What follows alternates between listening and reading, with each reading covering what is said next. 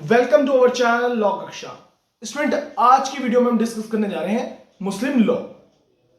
आज की वीडियो में हम थोड़ा introductive part, historical background of Muslim law discuss करेंगे। स्टार्ट करते हैं। लॉ में भी आइदर टेरिटोरियल या पर्सनल। अब हमारा जो लॉ होता है या तो होता है टेरिटोरियल लॉ या होता है वो पर्सनल लॉ। अब ये सर टेरिटोरियल लॉ क्या है या ये पर्सनल लॉ क्या है देखते हैं। A territorial law is that branch of law which is applied in a particular territory and it is applicable upon persons of all communities living in that territory। अब देखिए, हम टेरिटोरियल लॉ पढ़ रहे हैं तो टेरिटोरियल लॉ वो होता है जो एक विद इन द टेरिटरी होता है। मतलब जैसे कि ये टेरिटरी है, एक एरिया है, उस पर ये लॉ एप्लीकेबल होगा। अब यहां पे चाहे वहां कोई भी कम्युनिटी का पर्सन लिविंग कर रहा हो, कोई भी कम्युनिटी का पर्सन रह रहा हो, तो वो लॉ उस पर एप्लीकेबल होगा। फॉर एन एग्जाम्पल आप देख भी सकते हैं, इंडियन पीनल कोड हो गया, इंडियन कॉन्ट्रैक्ट एक्ट हो गया, एग्जाम्पल है टेरिटोरियल लॉ का।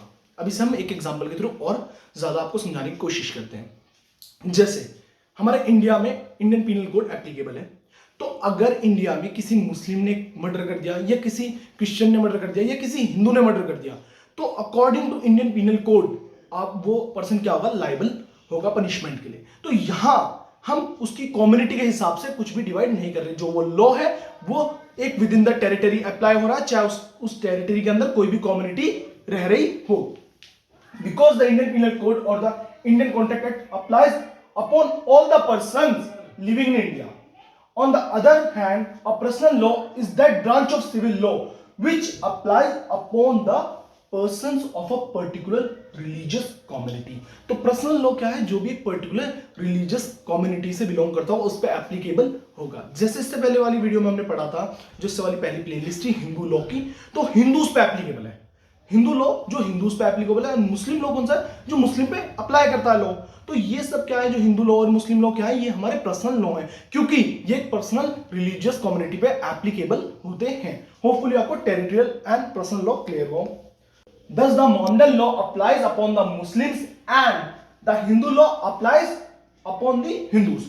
तो हमने क्या देखा, जो भी हमारे पर्सनल लॉज होते हैं, कौन से लॉज होते हैं, जो भी एक पर्टिकुलर रिलीजियस कम्युनिटीज पे एप्लीकेबल होते हैं। जैसे मोहम्मदन लॉ किस पे एप्लीकेबल होता है, मुस्लिम्स पे एप्लीकेबल होता है, और हिंदू लॉ किस पे एप्लीकेबल होता है, हिंदूज पे एप्लीकेबल होता है। तो हमारा जो डाउट था टेरिटोरियल लॉ और पर्सनल लॉ हमें क्लियर हो चुका है। टेरिटोरियल लॉ कौन से लॉ होते हैं, जो with in the territory applicable होते हैं, अप्लाई होते हैं, जिसमें कोई भी कम्युनिटी का पर्सन उस टेरिटरी के अंदर रह रहा है तो उस पर वो अप्लाई होंगे। पर्सनल लॉ कौन से हो गए, जो एक पर्टिकुलरली रिलीजियस कम्युनिटी पे एप्लीकेबल होते हैं। जैसे हमारे हिंदू लॉ हो गया, जो हिंदू पे एप्लीकेबल होता है, मुस्लिम हो गया, जो मुस्लिम पे एप्लीकेबल होता है। Muslim law in India means that the portion of Islamic civil law which is applied to Muslims as a personal law, the Muslim law or the Islamic law is a part of a family law. तो देखो हमने यहाँ दो point पढ़े, कौन से, जो हमारा मुस्लिम लॉ है वो किसका पार्ट है, फैमिली लॉ का। फैमिली लॉ में हमने अभी इससे पहले वाली प्लेलिस्ट में डिस्कस करा था हिंदू लॉ। तो Hindu law and Muslim law दोनों ही किसके पार्ट है, फैमिली लॉ के पार्ट है। अब यहाँ जो हमने करा था कि मुस्लिम लॉ क्या है, जो हमारे मुस्लिम्स पे एप्लीकेबल होता है। Come to the next slide. Pre Islamic Arabia. देखिए, हम इसका थोड़ा सा हिस्टोरिकल बैकग्राउंड डिस्कस कर रहे हैं, तो हम देखते हैं ये हमारा कैसे कैसे लॉ, हमारा मुस्लिम लॉ आया, कोई मुस्लिम लॉ से पहले भी कोई मुस्लिम कम्युनिटी के लिए कोई लॉ था या नहीं था, ये सब हम इसी वीडियो में डिस्कस करेंगे। This law had no existence before Muhammad became a prophet. There was no general law of the races inhabiting the Arabian Peninsula। तो देखिए, इस मुस्लिम लॉ से पहले मुस्लिम कम्युनिटी के लिए कोई भी लॉ एग्जिस्ट करता ही नहीं था।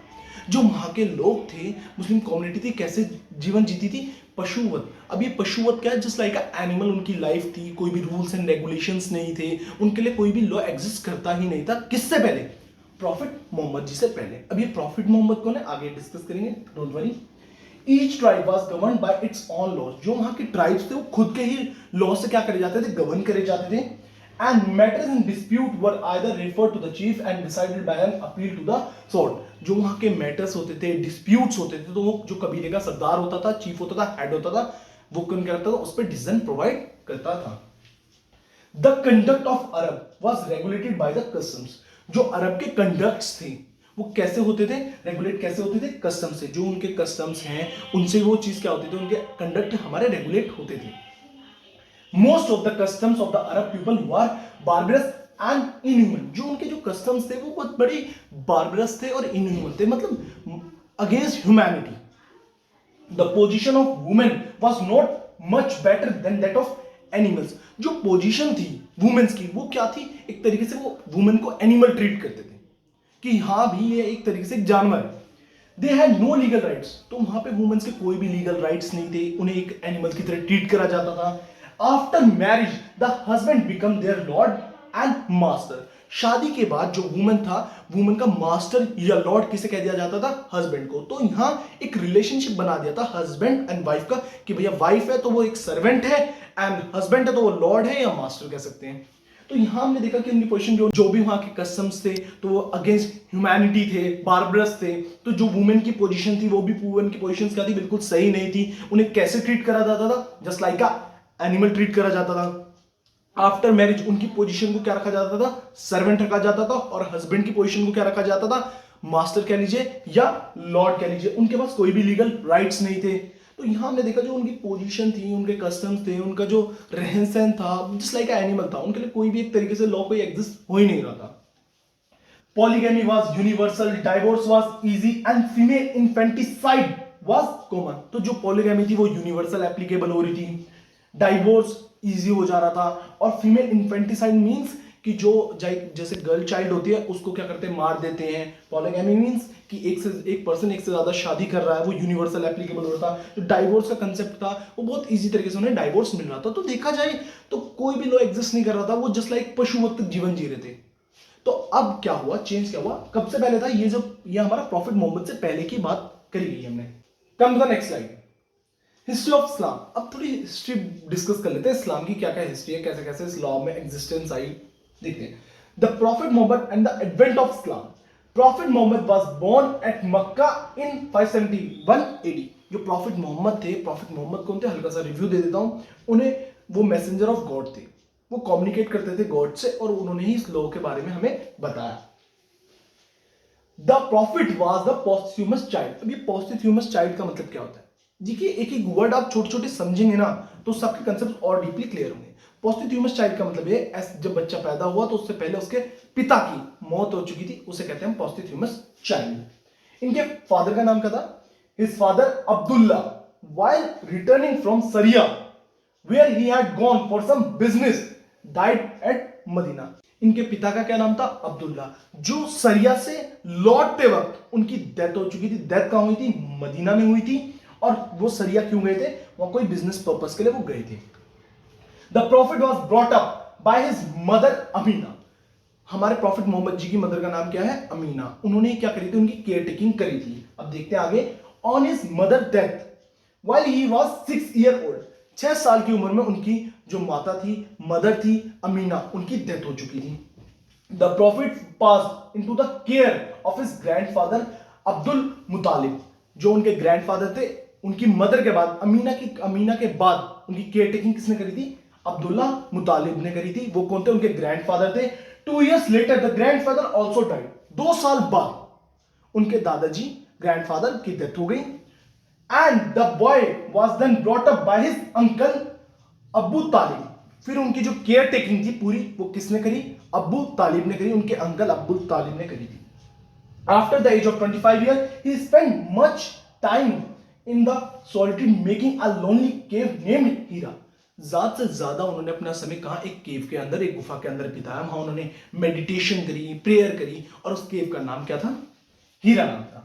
His abode where he is said to be have been occupied in a prayer and meditation. He became a prophet at the 40 year of his age when he received his first wahi or message from God. इन्हें 40 साल की उम्र में पहला message God से क्या हुआ था, रिसीव हुआ था। फर्स्ट वाही कहते हैं उसे। देखिए हमने इसमें क्या क्या पढ़ा कि जो प्रॉफिट मोहम्मद थे उनका जन्म कहां हुआ था, हमारा मक्का में हुआ था। कब हुआ था, 1571 में हुआ था। वो क्या है, पोस्ट्यूमस चाइल्ड है। पोस्ट्यूमस चाइल्ड का मतलब जिसके फादर उनकी जन्म से पहले ही उनकी मृत्यु हो गई हो। उनके फादर का नाम क्या था, अब्दुल्ला नाम था। सरिया से लौटते वक्त उनकी डेथ हो गई थी। कहां हुई थी डेथ, मदीना में हुई थी। वो सरिया क्यों गए थे, फॉर सम बिजनेस पर्पस। उनकी मदर का नाम क्या, अमीना। अमीना ने उनकी केयर टेकिंग करी। उनकी 6 साल की उम्र में, जब उनकी प्रॉफिट मोहम्मद जी की 6 साल की उम्र थी, उनकी माता का देहांत हो गया, अमीना की डेथ हो गई। फिर उनकी केयर टेकिंग किसने करी, उनके ग्रैंडफादर ने करी थी। ग्रैंडफादर का नाम क्या था, अब्दुल मुतालिब था। उन्होंने 2 साल तक करी, 2 साल बाद उनकी डेथ हो गई। फिर उनकी किसने करी, उनके अंकल ने करी उनकी आगे केयर टेकिंग सारी। उनका नाम क्या था, अब्दुल्ला तालिब ने। वो अपने ज्यादा से ज्यादा समय कहाँ व्यतीत करते थे, हमारा प्रेयर में और मेडिटेशन में। कहाँ, केव में। केव का नाम क्या था, हीरा नाम था। उन्हें first message of God receive कब हुआ था, एट द एज ऑफ 40, और उसे हम फर्स्ट बाइबल कहते हैं, मैसेज ऑफ गॉड कह लीजिए। होपफुली आपको प्रॉफिट मोहम्मद समझ आ चुका। प्रॉफिट मोहम्मद कौन थे, जिन्होंने हमें मुस्लिम लॉ के बारे में बताया। फिर बाद में इसे रिफाइंड और इनके डिसिप्लिन, मतलब मुस्लिम जूरिस्ट ने इन्हें और पॉलिश्ड करा इनके प्रिंसिपल्स को, और इन्हें बहुत ज्यादा रिफाइंड करा। तो बेसिकली जो बेस था वो हमारा मुस्लिम लॉ का किसने रखा था, हमारे प्रॉफिट मोहम्मद जी ने। प्रॉफिट मोहम्मद जी के हमने बारे में बता दिया। उन्हें क्या था, वो गॉड से कम्युनिकेट करते थे। जब मेडिटेशन करते थे, प्रेयर करते थे, तो उन्हें गॉड के मैसेजेस आते थे और वो बताते थे। फिर come to the next slide. अब हमने इस्लाम की हिस्ट्री तो पढ़ी, अभी इस्लाम है क्या। In the religious sense Islam means submission to the will of the God, कि अपने आप को सबमिट कर देना, सबमिशन कर देना किस पे, विल ऑफ द गॉड, कि जो भगवान की इच्छा है, जो अल्लाह की इच्छा है, उसकी इच्छा में अपने आप को क्या कर देना, सबमिट कर देना। And in the secular sense में इसका मतलब क्या है, establishment of the peace. It occurs 8 times in holy Quran. ये हमारा जो वर्ड है इस्लाम, वो 8 बार यूज हुआ है क्या, हमारे होली कुरान में। The object of this religion is to create a sense of obedience and submission to Allah, His ordinance, and thereby to walk on right path. Those who follow this path are Muslims. तो इसका objective क्या है, objective ये है कि भैया अपने आप को सबमिट कर देना किसे, अल्लाह को, कि जो अल्लाह की इच्छा उस तरीके से हम उस पाथ पे वर्क करेंगे, अपने आप को सबमिट कर देंगे जैसे अल्लाह की इच्छा है। जो हमारे कंडक्ट्स होंगे वो कैसे होंगे, on the right walk on the right path, कि जो भी हमारा अल्लाह ने डिसाइडेड पाथ होगा उसी तरीके से हम उनके हिसाब से काम करेंगे, अपने आप को विल ऑफ द गॉड पे क्या कर देंगे, सबमिशन कर देंगे। जो पर्सन इस पाथ पे चलते हैं या अपने आप को सबमिट करते हैं अल्लाह को, वो पर्सन क्या कहलाते हैं, हमारे मुस्लिम्स कहलाते हैं। Those who follow this path, जो भी इस पाथ को फॉलो करते हैं वो मुस्लिम कहलाते हैं, are Muslims. After disappearing of the prophet Mohammed from this world, हमने पढ़ लिया कि हिस्टोरिकल बैकग्राउंड क्या था, हमने अरेबियन पेनिसुला में क्या था, कोई भी सिचुएशन ऐसी अच्छी नहीं थी, वुमेन्स का कैसे ट्रीटमेंट होता। तो फिर कौन आए, प्रॉफिट मोहम्मद जी। प्रॉफिट मोहम्मद क्या हो गया, हिस्ट्री ऑफ इस्लाम। उन्होंने हमें मैसेज बताया, वो कैसे कैसे मेडिटेशन करते थे उनके बारे में जान लिया।